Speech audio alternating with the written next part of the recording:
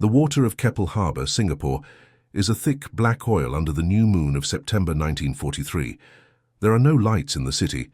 The Japanese occupation has imposed a total blackout, a shroud of darkness over the former jewel of the British Empire. But the silence is a lie. Beneath the surface of the water, the pressure is changing. Time is running out, not in hours, but in the muffled mechanical ticks of acid fuses corroding metal. Men are dying in Asia by the thousands tonight, in Kempe-Tai torture cells, in forced labor camps in Burma, in humid jungles in New Guinea.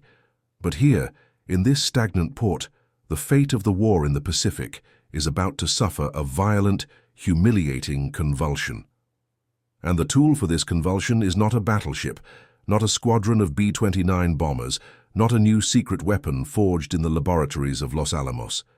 The weapon about to rip through the hulls of 30,000 tons of Imperial Japanese steel is a canoe, a flimsy structure of wood, canvas and rubber, ridiculed by the Allied admirals themselves, dismissed as a toy, nicknamed in the corridors of Melbourne as the clown canoe. If the Japanese knew what was floating silently under the noses of their destroyers, they would laugh. They would laugh right up until the moment the first magnetic limpet mine detonates, turning laughter into a scream of twisted steel and burnt flesh. This is the story of audacity born from absolute desperation. It is the story of how a group of ordinary men, dyed brown to hide in the shadows, sailed a rotten fishing bathtub straight into the dragon's throat, armed only with paddles and the certainty that they would not be coming home. To understand the suicidal madness of Operation Jaywick, we need to go back. We need to understand the smell of fear that saturated Australia in 1942. The world had turned upside down. The myth of the white man's invincibility, the impregnable fortress of Singapore, had collapsed in February 1942, surrendering to the Imperial Japanese Army in one of the most shameful defeats in British military history. 80,000 Allied soldiers marched into captivity. The barrier that protected Australia was gone. Japan wasn't just winning, they were devouring the map. Darwin was being bombed. Japanese midget submarines had entered Sydney Harbour. The fear was not abstract. It had the taste of ash in the mouth of every politician in Canberra and every mother in Brisbane. There was a palpable, almost physical sense that invasion was inevitable. And in the midst of this panic, this institutional paralysis, one man looked at the map not with fear, but with a cold, calculating fury. Major Ivan Lyon of the Gordon Highlanders. He was not the typical square-jawed British officer from the recruitment posters. Lyon was a man of long silences, with a mind that operated on frequencies others considered insane. He had escaped Singapore just before the fall, and he carried the stain of that defeat with him. But he also carried an idea. An idea that, when presented to the high commands of Allied intelligence, sounded like the delirium of a man who had spent too much time in the tropical sun. Lyon's plan defied all conventional military logic of the time. He proposed taking a captured Japanese fishing boat, a floating garbage can called the Kofuku Maru, filling it with commandos disguised as Asian fishermen, sailing 4,000 kilometers through the most heavily patrolled waters in the world, infiltrating the heart of Singapore Harbour, and blowing up the Japanese merchant fleet. And the final delivery method: folding kayaks, folboats, canvas structures stretched over wood that could be punctured by a piece of driftwood, let alone a machine gun bullet. When Lyon put the plan on the table, the initial reaction was not admiration. It was disbelief. The Admiralty looked at the canoe specifications and saw coffins. They looked at the proposed boat and saw a practice target for Japanese aviation. But 1942 was not a year for prudence. It was the year of do or die. The newly formed and ultra-secret Services Reconnaissance Department, SRD, operating under the innocuous name Z Special Unit, was desperate for anything that could wound Japanese pride and interrupt the flow of supplies. They needed a miracle, or at least a gesture violent enough to prove the war was not lost. Lyon was given the green light, not because they thought he would come back, but because the cost of losing 14 men and an old boat was statistically irrelevant compared to the propaganda potential of a success. Recruitment for Z Special Unit did not follow normal standards. They weren't looking for Olympic athletes or elite marksmen from a shooting range. They were looking for misfits, men who could fix a diesel engine with wire and chewing gum in the dark. Men who could sit in absolute silence for 10 hours straight without going insane. Men who, above all, had nothing to lose or had personal scores to settle with the Japanese Empire. From an initial group of hundreds of volunteers, attracted by vague notices about hazardous service, Lyon and his second-in-command, Lieutenant Donald Davidson of the Royal Naval Volunteer Reserve, began to sift. Davidson was Lyon's opposite, rugged, practical, a man of physical action who understood the sea on a visceral level. Together they took the candidates to Refuge Bay, an isolated, mosquito-infested hole north of Sydney. Refuge Bay was not a training camp, it was a laboratory of human endurance. There were no barracks, no schedules, no comfort. There was only pain. The physical training was brutal, designed to break the spirit of any man who had the slightest doubt about the mission. But the physical part was the easiest. The real test was psychological. They introduced the canoes, the folboat. For the Australian soldiers, accustomed to the solidity of steel and firm ground, looking at these contraptions seemed like a bad joke. They were essentially plywood skeletons covered with a rubberized fabric skin. They were unstable, difficult to maneuver, and absurdly vulnerable. The idea of paddling one of them towards warships seemed suicidal. "Clown canoes," some recruits whispered at night, between hand-rolled cigarettes. But Lyon and Davidson did not tolerate cynicism. They knew the canoe's fragility was its only defense. Japanese radar, primitive at the time, would ignore wood and canvas. Sonar would not pick up the silent paddle. They were ghosts, and to become ghosts, the men had to merge with them. The night training began. Endless hours paddling in total darkness, learning to feel the water instead of seeing it, learning to breathe in unison so the sound of exhalation would not betray their position. They paddled until their hands bled, and then paddled more until calluses formed over the open wounds. They practiced the silent approach, gliding alongside a simulated ship's hull, attaching the heavy, clumsy, magnetic limpet mines and retreating without making a ripple in the water. Any sound, any tap of the paddle against the hull, meant immediate death in the exercises. Davidson was ruthless. One mistake meant starting over. The final group was carved out with a knife. 39 men passed the initial selection and expanded training of Z Unit. But only 14 would be chosen for the voyage on the Crate. 14 souls condemned to live, eat, and sleep in a space designed for dead fish. Among them were men like Corporal Andrew Happy Houston, a Scot as hard as granite, able seaman Arthur Jones, young and eager, and Lieutenant Hubert Cass, who would be the ship's captain, a man who looked at the Kofuku Maru with a mixture of professional horror and resignation. The boat itself was a character in this tragedy, renamed Crate. The name of a small, lethal and discreet Asian snake, the ship was a nautical disgrace. Just over 21 meters long, its wooden hull was soaked with oil and fish blood from years of previous use. The Gardner diesel engine, though reliable, was noisy and vibrated the deck maddeningly. The top speed was pathetic, 6.5 knots, maybe 7 if the current helped. They wouldn't be outrunning the Japanese, they would be crawling among them. The smell on board was indescribable, a mix of diesel, unwashed sweat, tropical mold, and the persistent stench of rotten fish that seemed to emanate from the planks themselves. Before departure, there was a final, grotesque and necessary detail: the camouflage. They could not look like white soldiers. They had to pass as local Malay or Indonesian fishermen, and so the dyeing process began. There was no Hollywood makeup here. They used a caustic solution of potassium permanganate and a brown dye called dye-o-la. They rubbed it into their skin day after day. The substance burned, dried the skin, caused constant itching. Blue and green eyes were a problem with no solution, except to keep them downcast or half-closed. They let their hair grow shaggy, stopped shaving, stopped washing their clothes. They had to smell like the boat. They had to become part of the olfactory landscape of occupied Asia. The transformation was unsettling. When they looked in the mirror, they saw strangers.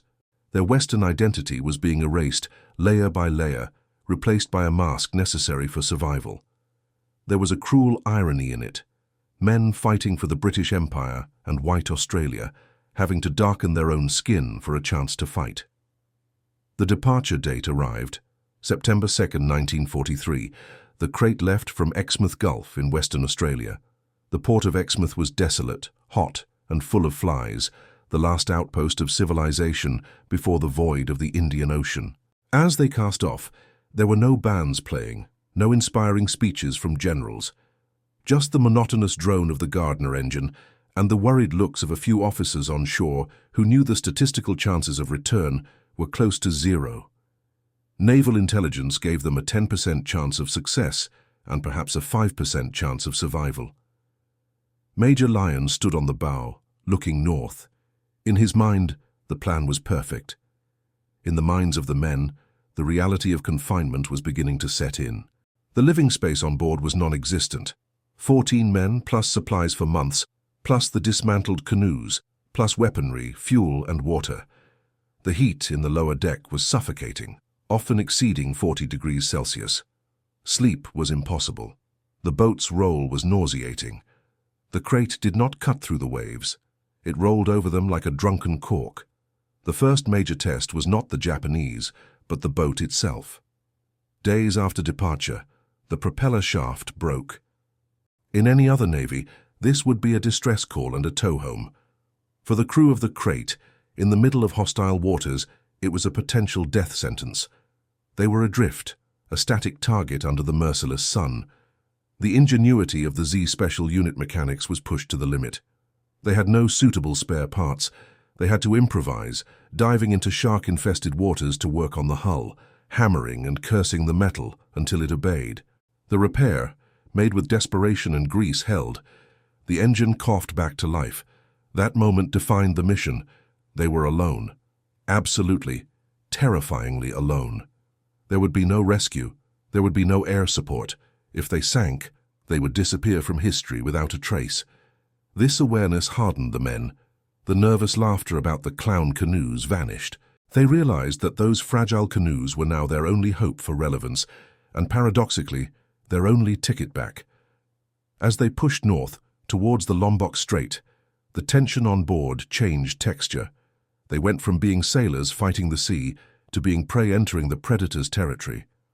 The Lombok Strait is one of the most important and dangerous sea corridors in the world, a vital artery for the Imperial Japanese Navy. Crossing it was like walking down the middle of a busy highway blindfolded. It was here that the flag went up, the flag of the rising sun. Flying the enemy's flag is an act of perfidy, a violation of the rules of war that guarantees summary execution if captured. But Lyon did not hesitate. To survive, they had to be Japanese. Seeing that red and white flag rise on the crate's mast caused a knot in the stomach of every Australian and Briton on board. It was the flag that had flown over the fall of Singapore, the flag under which their friends were being tortured. Now, it was the flag that protected them. The irony was acidic. They hated that piece of cloth, but they prayed it would work. The routine on board became a cycle of fear and boredom. The lookout scanned the horizon until his eyes burned, searching for the silhouette of a destroyer or the black dot of a patrol plane. Any visual contact meant the end. They had a Bren gun and a few Sten submachine guns hidden away, which was laughable against a warship. Their only defense was the disguise. If spotted, they were to wave, act like bored fishermen, maybe even show a fish. If boarded, the plan was simple and brutal. Scuttle the ship. The crate was fitted with demolition charges ready to be detonated. They would not be taken alive. The suicide pact was not written on paper, but it was etched in the glances exchanged between Lyon and Davidson. No one spoke of it, but everyone knew where the explosives were and how fast the fuse would burn. The passage through the Lombok Strait was a slow-motion nightmare. The currents there are violent, treacherous whirlpools that can spin a small boat like a top, and it was filled with enemy ships. On one particularly dark night, they found themselves dangerously close to a large Japanese transport ship. The enemy ship's lights swept the water. The crew of the crate froze on deck, their brown-dyed bodies blending with the dirty wood and fishing nets. The sound of the transport's engine drowned out the frantic beating of their own hearts. They could hear voices in Japanese drifting across the water. the smell of cigarettes from the enemy sailors. The distance was for shouting, not shooting. If a single beam of light had landed on them with more attention, if a Japanese officer had decided to inspect the filthy fishing boat rocking strangely in the current, the game would have ended right there. But the ship passed. The crate was too insignificant to be noticed. The arrogance of Japanese imperial might played in their favor. Who would be stupid enough to attack the empire in such a nutshell? They continued crawling north, entering the Java Sea.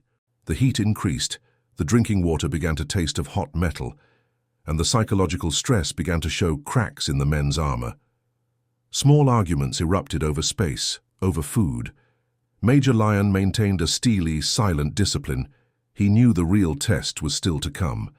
They needed to find a forward base, a deserted island close enough to Singapore to launch the canoes, but far enough away not to be discovered. The map pointed to the Riau archipelago. Thousands of islets, mangroves and reefs. A labyrinth. Navigating it without detailed nautical charts was an invitation to disaster. Captain Kars spent entire nights poring over incomplete maps, trying to guess the depths, praying not to tear the bottom of the boat out on a coral reef. Every time the hull scraped against something submerged, the sound echoed like a gunshot inside the boat, paralyzing the crew. It was during this phase of the journey that the clownish nature of the mission began to transform into something solemn. The men obsessively cleaned and reassembled their weapons. They checked the limpet mines repeatedly. Davidson inspected the dismantled canoes, looking for any sign of mold or rot in the canvas. Those clown canoes were now their war horses. They began to feel a strange affection for them. They were fragile, yes, but they were the key to revenge. The target date was approaching. Singapore was just over the horizon. They could almost feel the city's gravity pulling them in. The old lion city, now a prison. What they didn't know, what they couldn't know, was that Singapore Harbour was fuller than intelligence had predicted. Oil tankers, cargo ships full of rubber and tin, troop transports. The target was rich. Too rich. Lion's temptation would be great. But the risk was proportional. Entering the harbour meant paddling for kilometres in waters patrolled by fast launches. It meant passing listening posts. It meant, essentially, walking into the lion's den and kicking the sleeping lion on the snout. On September 18th, the crate finally found its launch point, Panjang Island. It was little more than a piece of jungle thrown into the sea, but it offered cover.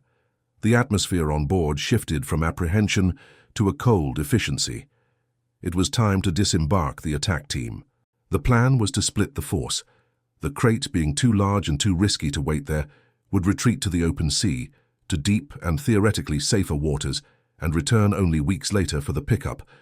6 men would go in the canoes. 3 canoes. 2 men per canoe. Lyon, Davidson, Page, Falls, Houston, Marsh. The elite of the elite, or the maddest of the mad.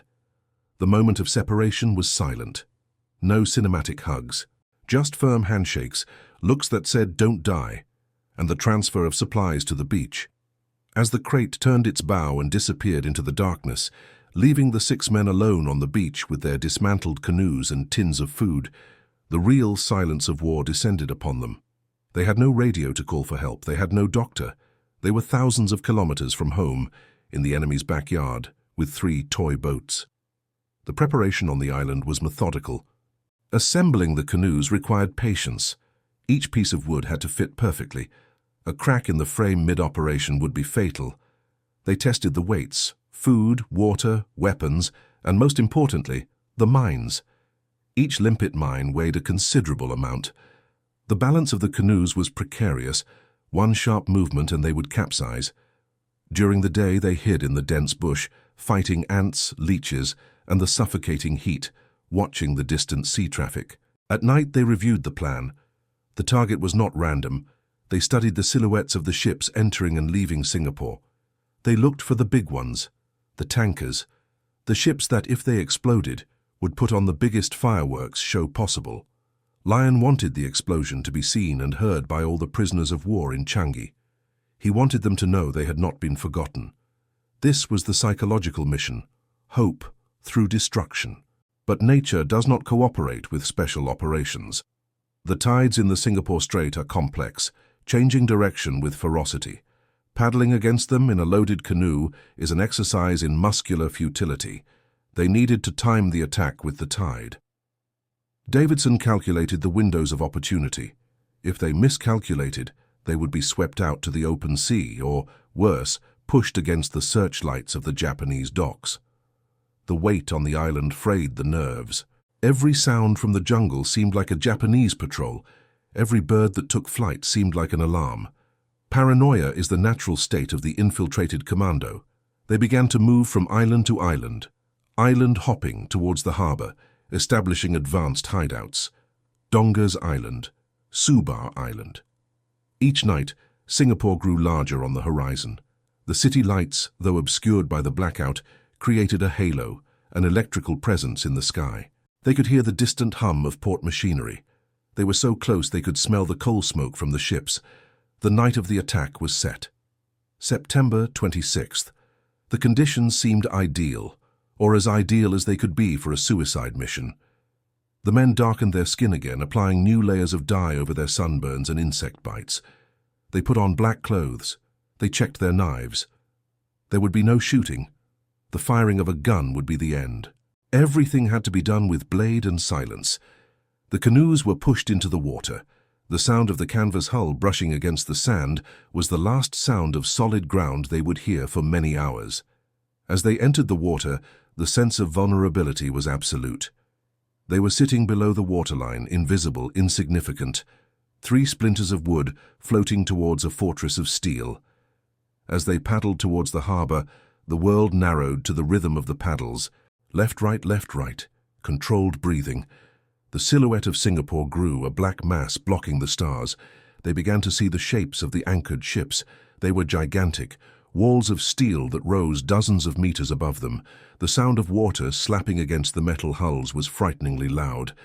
They were entering the kill zone. Searchlights swept the sky sporadically, but the Japanese operators didn't look down at the black water. They looked for bombers, not canoes. The enemy's arrogance was the Australians' shield. The clown canoe was about to enter the main stage, and the audience had no idea the show had begun. Major Lyon in the lead canoe raised his hand, the signal to stop. They were in the middle of the harbor. All around them, targets, tankers, freighters. The feast was served. Each man's heart beat against his ribs like a hammer. The fear was there, cold and viscous, but it was pushed down by brutal training and a frozen determination. It was time to work. It was time to make the Japanese pay for the year 1942. The silence inside Keppel Harbor is not empty. It is heavy, pressurized, a physical weight pressing against the eardrums of the 6 men. They are no longer soldiers, they are water rats, navigating a sewer of industrial waste and salt water. The canoes, sitting mere inches above the surface, feel obscenely fragile as they glide into the shadows cast by the enemy fleet. To the left and right, the hulls of Japanese freighters rise like cliff faces of rusted iron, blocking out the moon, blocking out the sky. The scale is terrifying. From the waterline, a 10,000-ton tanker looks like a mountain range of riveted steel. The sounds of the ships are amplified here. The deep rhythmic thrumming of generators, the flushing of bilge water, the clatter of boots on metal decks 50 feet above. Every sound is a potential death knell. Major Lyon and able seaman Houston in the lead canoe stop paddling. They drift. Breathing is a conscious effort. They are now deep inside the enemy's digestive tract. If a searchlight hits them now, there is no cover. There is no running. There is only the dark water and the inevitable hail of machine gun fire. But the lights continue to sweep the clouds, ignoring the darkness below. Lyon signals. Target acquisition. They are not just looking for any ship, they are looking for the juggernauts. The modern tankers carrying the oil that fuels the Zero fighters and the battleships of the combined fleet. They spot one. The Hakusan Maru. It is a beast, laden heavy, sitting low in the water, perfect. The approach must be agonizingly slow. A splash is a siren. The paddle blades slice the oily water without breaking the surface tension. They pull themselves alongside the black wall of the ship. The smell is overpowering, crude oil, rotting seaweed, and the metallic tang of the ship's skin. Now comes the technical nightmare. Attaching a limpet mine is not a smooth cinematic gesture. It is a clumsy, knuckle-busting struggle in the dark. The hull is slimy with algae and encrusted with barnacles sharp enough to slice through wet skin like razors. Houston holds the canoe steady, his muscles trembling with the isometric tension of keeping the frail craft from banging against the steel. A single thud of wood against metal could alert the sentries pacing above. Lion reaches out. He has to scrape the hull clean. The sound of his knife chipping away the barnacles sounds like a construction site in his own head, but the hum of the ship's engines masks it. He takes the limpet mine, a heavy chunk of explosives with magnetic clamps. He leans over the gunwale. The canoe tips precariously. He places the mine below the waterline. Click. The magnets seize the steel. The sound of the connection travels through the canoe's frame, a mechanical heartbeat that signals the beginning of the end for this ship. He activates the fuse. Acid begins to eat through the retaining wire. There is no countdown clock, just chemistry doing its work. 3 limpets on this ship, 3 death sentences clamped to its belly. They push off, gently, pushing against the very thing they just condemned to die. The psychological dissonance is staggering. They are intimately touching the enemy, leaving a gift and then drifting away like lovers in the night. Meanwhile, a few hundred meters away, Lieutenant Davidson and Able Seaman Falls are hunting in the roads off Bucum Island. Their target is even more ambitious, the Kizan Maru. But the current is fighting them. The tide in Singapore harbor is a living, malevolent force. It grabs the small canoe and tries to spin it, tries to smash it against the anchor chains. Davidson fights the water with brute strength masked as finesse. They reach the Kizan. Same procedure. Scrape. Place. Click. Arm.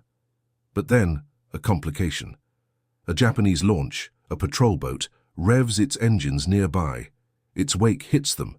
The canoe pitches violently. Water slops over the side. Falls freezes, his hand gripping the gunwale, his face pressed against the wet canvas. The patrol boat passes within 30 yards. They can see the silhouette of the gunner in the stern smoking a cigarette. The cherry of the burning tobacco is the brightest thing in the universe. The soldier looks out, directly at the patch of shadow where the Australians are hiding. He stares for a second, 2 seconds, an eternity. Then he flicks the cigarette butt into the water. It hisses as it hits the surface, feet from the canoe. The boat moves on. Davidson lets out a breath he didn't know he was holding. They are ghosts. They are invisible. Or the devil is looking out for them tonight. The third canoe, Page and Jones, works the eastern sector. They find the Nasusan Maru. They plant their mines with the efficiency of factory workers on a night shift, but the physical toll is mounting. Their arms are burning with lactic acid. They have been paddling for hours, fueled only by benzodrine and fear. Dehydration is setting in. The heat, even at night, is a wet blanket wrapped around their faces, and now the clock is the enemy. The tide is turning. The sun is chasing them. They have placed the mines. The harbor is seeded. Now they have to get out. Escaping is harder than entering. The element of surprise is gone in their minds. They feel exposed, as if the mines are already exploding. They have to paddle back against the changing tide, back to Dongus Island, before the sun rises and reveals 3 specks of wood struggling in the open water. The retreat is a blur of agony. The romance of the raid evaporates, replaced by the rhythmic suffering of the stroke. Pull, recover, pull, recover. Their hands are raw meat. Their backs are spasms of pain. They are racing the dawn. As the sky begins to turn a bruised purple in the east, they reach the cover of the mangroves on Dongas. They drag the canoes into the dense foliage, collapsing into the mud. They don't speak. They can't. They just lie there, chests heaving, covered in camouflage dye and sweat, waiting for the sound. The fuses are timed for the morning. They need the ships to sink in daylight to maximize the chaos, to ensure the Japanese see the destruction. 05:15 a.m., September 27th, 1943. The first explosion tears through the silence of Singapore like a thunderclap from hell. It is not a dull thud. It is a violent metallic crack that echoes off the hills. From their hiding spot on Dongas, the Commandos snap their heads up. They can't see the ship directly, but they see the result. a column of black smoke and water geysers into the sky. Then seconds later, another, and another. The timing is imperfect, staggered, which makes it worse for the Japanese. It's not one accident, it's a barrage. Inside the harbor, chaos reigns. The Kizan Maru shudders as a hole the size of a truck is punched through its engine room plates. The ocean rushes in with the force of a hydraulic press.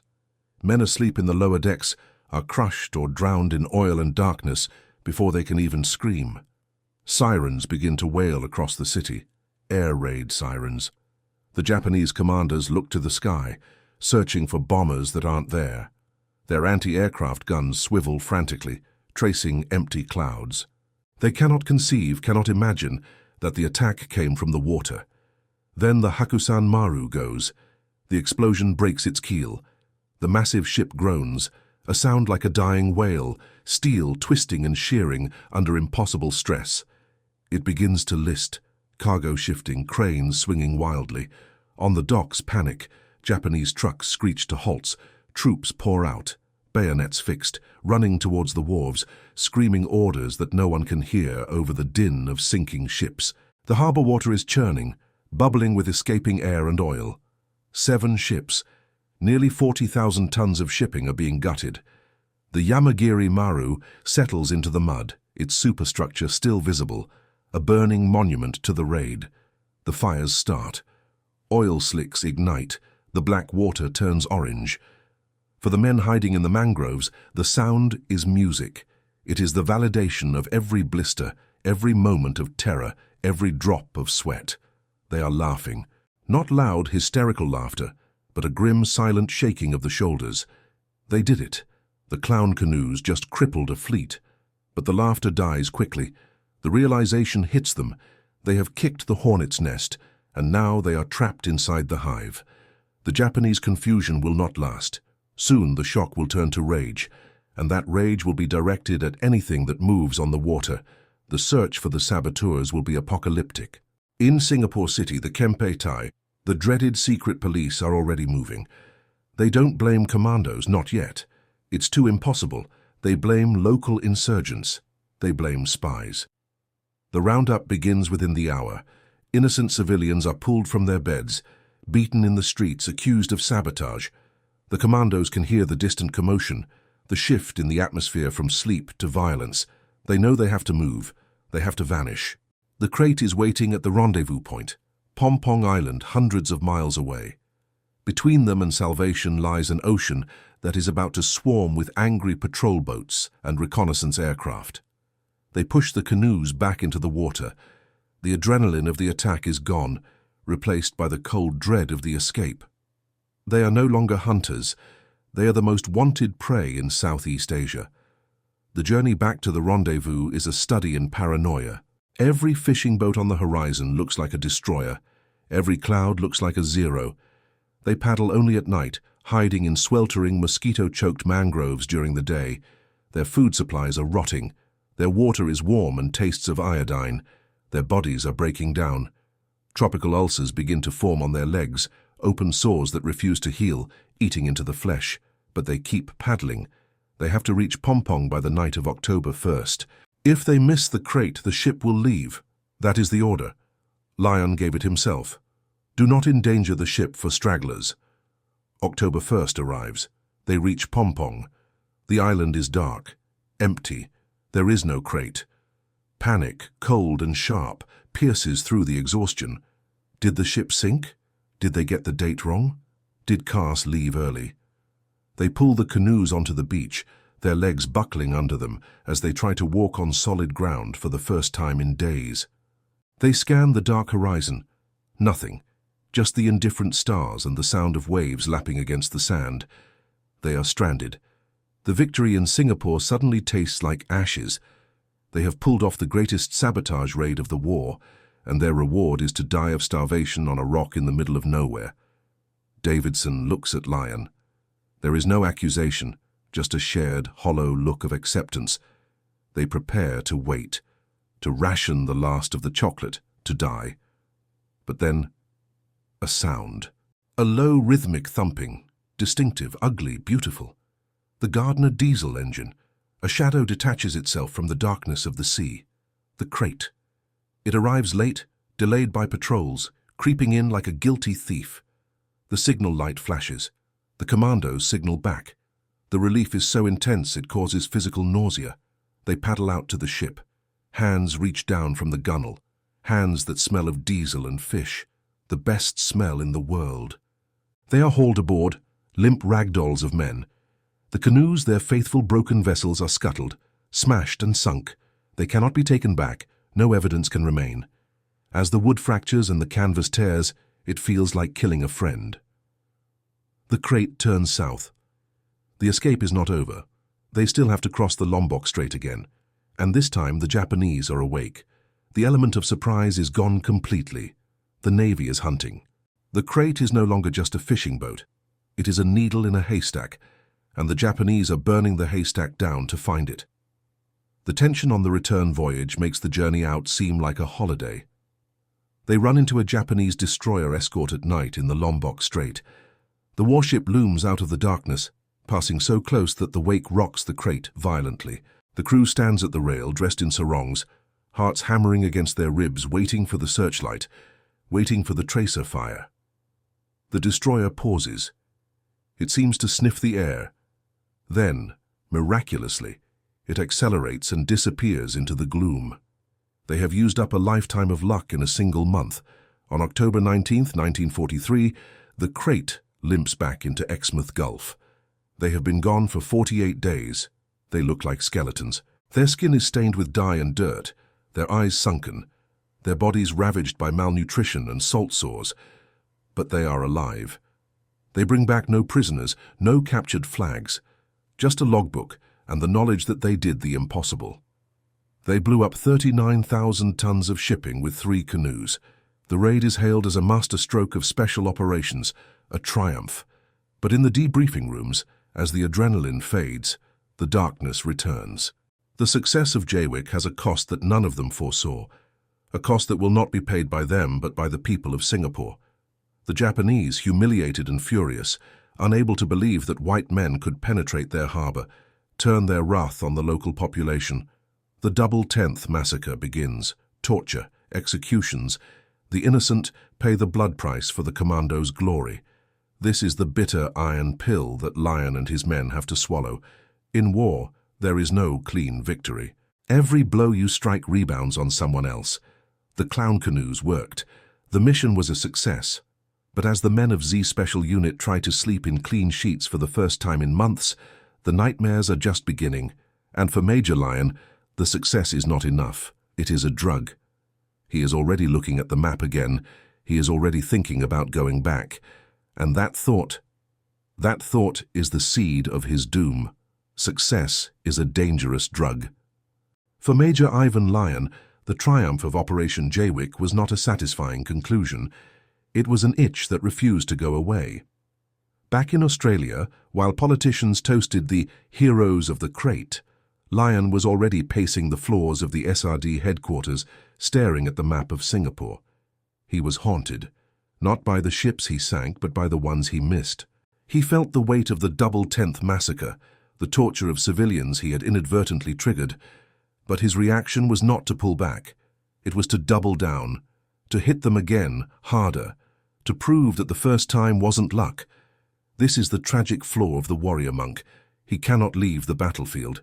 He proposed a new mission, bigger, louder, Operation Rimau, the Tiger. If Jaywick was a surgical scalpel wielded in the dark, Rimau was intended to be a sledgehammer swung in broad daylight. But history has a cruel way of punishing those who try to repeat a miracle. The year is 1944. The war has changed. The Allies are pushing back, but the Japanese are digging in, fighting with the ferocity of a cornered animal. Lyon's new plan reflects this escalation. No more clown canoes. No more paddling until hands bleed. He wants technology. He wants speed. He secures a new toy from the British Experimental Weapons Division, the Motorized Submersible Canoe, MSC, nicknamed the Sleeping Beauty. It is a sleek metal cigar, a one-man mini-submarine that can travel underwater or skim the surface, powered by electric batteries. On paper, it is the ultimate infiltration vehicle. In reality, it is a temperamental, claustrophobic coffin filled with unproven electronics. The simplicity of the wood and canvas folboat is replaced by the complexity of valves, trim tanks, and batteries that leak acid. But Lion is enamored with the potential. He recruits a new team, 23 men. The core veterans of Jaywick, Davidson, Page, Falls, Houston, Marsh, sign up immediately. It is a testament to Lion's charisma, or perhaps a shared death wish, that men who had already survived the impossible volunteered to go back into the fire. They knew the odds. They knew the Japanese would be waiting this time. And yet they packed their bags. This time there is no rusty fishing boat for the long journey. The delivery system is the Royal Navy submarine HMS Porpoise. September 1944. The Commandos pile into the steel belly of the sub along with their sleeping beauties. The journey is a nightmare of humidity and foul air. The submarine is packed to bursting. The Commandos sleep on top of torpedoes in gangways, sweating in the recycled air, checking and rechecking their equipment. The mood is different from the crate. There is less joking. There is a professional heaviness. They are carrying silenced Sten guns, limpet mines and cyanide pills. The suicide pill, the L tablet, is standard issue now. Everyone knows what capture means. The Kempeitai does not take prisoners of war. They take subjects for biological experiments and bayonet practice. The plan is audacious to the point of madness. The Porpoise will drop them off near Marapas Island, an uninhabited speck in the Riau archipelago. They will establish a base, capture a local junk to use as a mothership, tow the Sleeping Beauties closer to Singapore, and then launch a massive attack, sinking not 7 but 60 ships. They want to decapitate the entire port. On September 23rd, the Porpoise surfaces off Marapas. The Commandos disembark. The transfer is chaotic, wrestling the heavy submersible canoes through the hatches and into the water. They set up camp on the island. The submarine departs, promising to return in a month. They are alone again. But this time, the isolation feels different. The silence of the island feels hostile. The first phase goes according to plan. They intercept and capture a local Malay junk, the Mustika. It's a perfect Trojan horse. They load the Sleeping Beauties into the hold, covering them with rotting coconuts and sarongs. The commando team, again dyed brown and dressed in rags, takes control of the vessel. Lion is the master of the junk. They set sail for Singapore. The tension is excruciating. They are sailing a slow, clumsy wooden boat through waters that are now patrolling with a paranoid intensity. The Japanese have learned. They check papers. They board vessels. The ghost trick of Jaywick will not work as easily a second time. October 10th, 1944. The anniversary of the double 10th. A bad omen. They are nearing the target area, off the coast of Batam. The city lights of Singapore are visible, taunting them. And then disaster strikes. It doesn't come in the form of a destroyer or a Zero fighter. It comes in the form of bad luck and a vigilant local water police patrol. A police launch approaches the Mustika. It's a routine check. Nothing special. But something feels wrong. Maybe the Mustika is sitting too low in the water. Maybe the crew doesn't look quite right. The police boat pulls alongside. A Malay official shouts questions. Lion tries to bluff. He speaks the language. He waves papers. But the official isn't buying it. He insists on boarding. He insists on seeing the cargo. This is the hinge upon which 23 lives turn.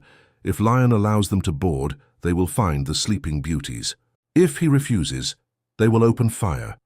The element of surprise, the absolute cornerstone of the mission, evaporates in a split second. Lion makes the only choice he can. He draws his weapon.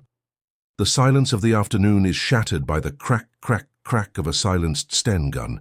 The police crew are killed or fall overboard, but the damage is catastrophic. The noise, the commotion, it has been witnessed. Another boat is escaping in the distance. The alarm is raised. The raid is blown before it even begins. The reaction on the Mustika is frantic. The mission to sink the ships in Singapore is dead. Now the mission is survival. They are sitting ducks in a slow junk, minutes away from being swarmed by the Japanese Navy. Lion orders the Sleeping Beauties, the high-tech wonders that were supposed to win the war, to be scuttled. They open the seacocks. The expensive machines sink to the bottom of the ocean, Useless metal. Then they rig the mustika with explosives. They have to destroy the evidence. The Commandos transfer to their emergency escape craft, folboats. The clown canoes are back. The irony is bitter enough to choke on. They came with spaceships. They are leaving in rowboats. The mustika blows up, a fireball marking their location for every Japanese lookout within 20 miles. The 23 men paddle furiously for the nearest islands. The group fragments. Lion knows that 23 men moving together is a target. Small groups might slip through. He divides the Commandos, 4 groups. The order is simple. Make for Meripus. Wait for the sub. If the sub doesn't come, try to island hop back to Australia. It is a death sentence masked as a plan. Australia is 4,000 kilometers away. The Japanese reaction is swift and terrifying. This is not 1943. They are not confused. They know exactly what is happening. Enemy commandos are in the Riau archipelago. They flood the area. Soldiers, airplanes, patrol boats. The hunt is on. It is a fox hunt, and the commandos are the foxes. The ensuing days are a blur of skirmishes and desperate movement. Lion, leading a small group, lands on Sore Island to rest. They are exhausted, dehydrated, their morale shattered. But the Japanese are relentless. A patrol tracks them down. The Battle of Sore Island is not a battle. It is a last stand. Lion and his men, armed only with submachine guns and grenades, are pinned down on a beach by a superior force with heavy machine guns and mortars. There is no cover, just sand and scrub. Lion fights with a cold, terrifying calm. He positions his men, returning fire, holding back the inevitable. He is fighting not for victory, but for time for the other groups to get further away. A Japanese grenade lands near him. Shrapnel tears into his body. He keeps firing. Another bullet hits him. Ivan Lion, the mastermind, the Shadow King of Singapore, dies on a dirty patch of sand, his blood soaking into the foreign soil he was so obsessed with. His second-in-command, Lieutenant Davidson, the man who had followed him to hell and back twice, is wounded alongside him. Seeing Lion fall, seeing the Japanese closing in with bayonets fixed, Davidson checks his ammo. Empty. He looks at Corporal Campbell, also wounded. They share a look. They know the stories of Japanese captivity.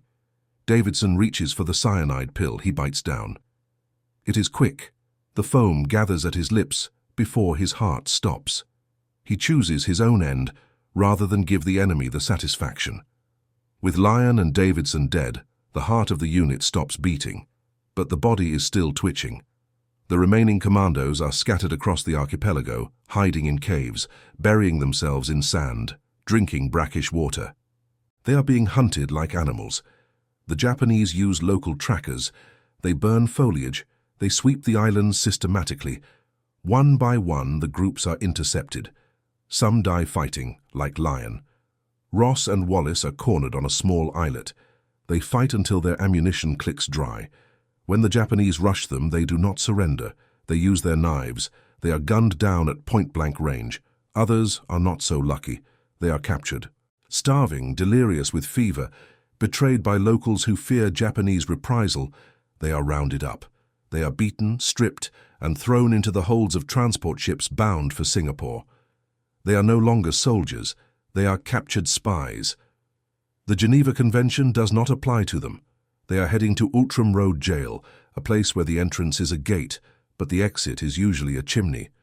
The tragedy of Riau is not just the failure of the mission. It is the dismantling of a brotherhood. These men who trained together, suffered together, and believed in their invincibility are picked off one by one in the tropical sun. The sleeping beauties lie rusting at the bottom of the sea, a monument to technological hubris. The folboats drift empty in the currents. The radio silence back in Australia is deafening. The Porpoise returns to Meripus at the appointed time. It waits on the surface, its crew scanning the beach with binoculars, looking for a signal fire, a flashlight, anything. They see nothing, just the jungle and the indifference of the ocean. The captain waits as long as he dares, risking his own ship. Finally, he gives the order to dive. The submarine slips away. The door slams shut. The survivors of Riau are truly alone now, trapped in a nightmare that has only just begun. The raid is over. The martyrdom is about to start.